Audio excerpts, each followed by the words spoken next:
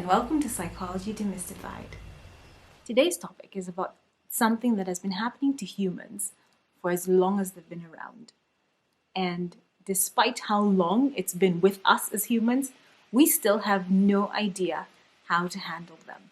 So what am I talking about? Breakups.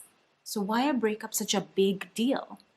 It's because they stir up feelings of never loving again, of a fear of being alone, and a fear of feeling isolated.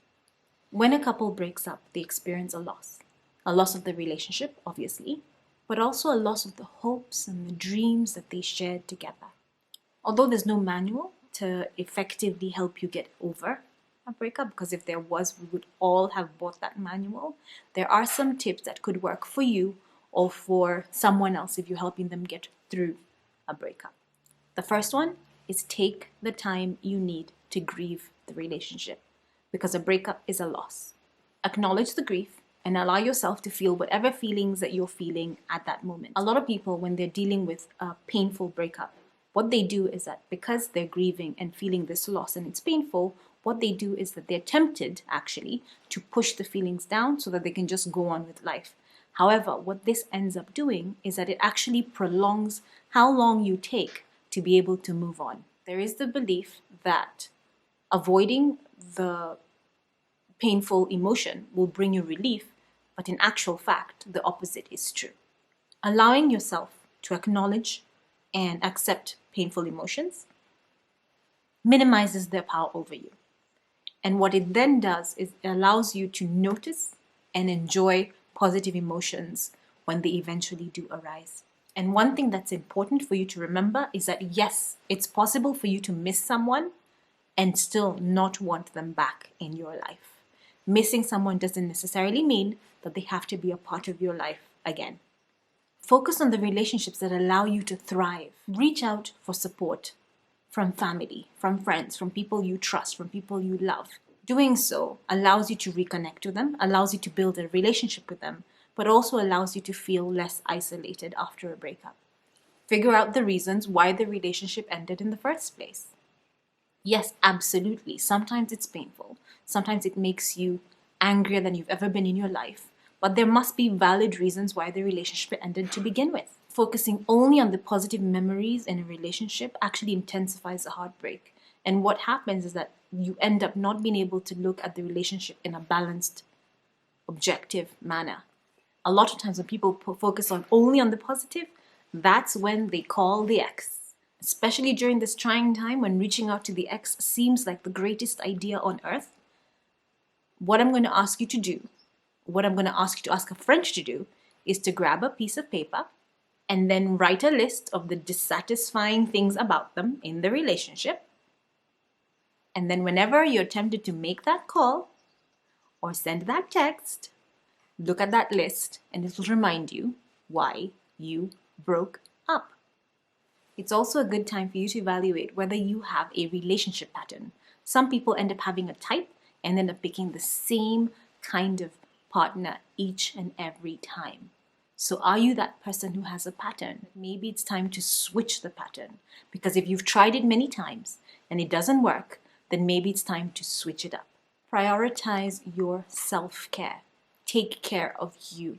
When dealing with a breakup, it's very tempting to dive first into a bucket of crisps or chips, dive into the next binge-worthy moments of watching Netflix. And if that's what you feel like doing, then go ahead and do it and don't shame yourself for doing it. However, that said, that doesn't mean that you stay in that process forever. For a time, yes. Forever, no, because that's not healthy.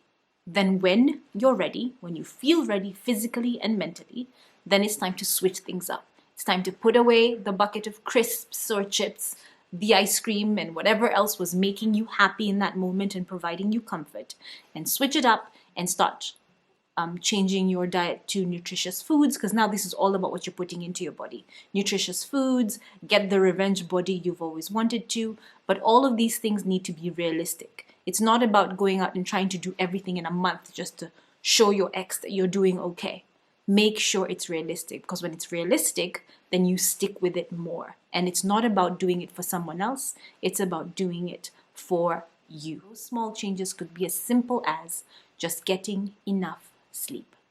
Be very mindful of social media and limit your interactions with your ex. Staying in contact with an ex, especially when you haven't moved on, could be a painful reminder of what you've lost. So it's not always the best way to go.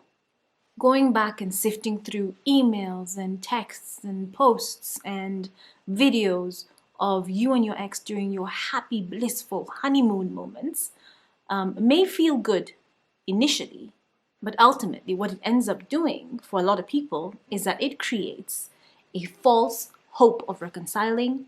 It contributes to feelings of jealousy, it increases your distress, and it also prolongs the healing process altogether.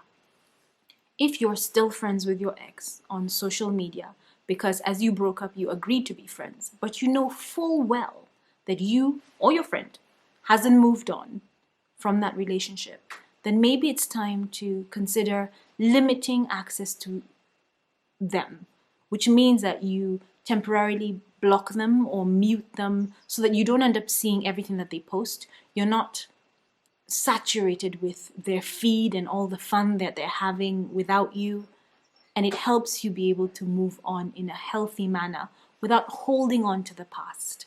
If there's something you always wanted to do but you kept pushing it to the back burner, now is the time to do it. Find a new hobby, find a new activity. Or on the other hand, remember that activity that the ex always was against, that you always wanted to do?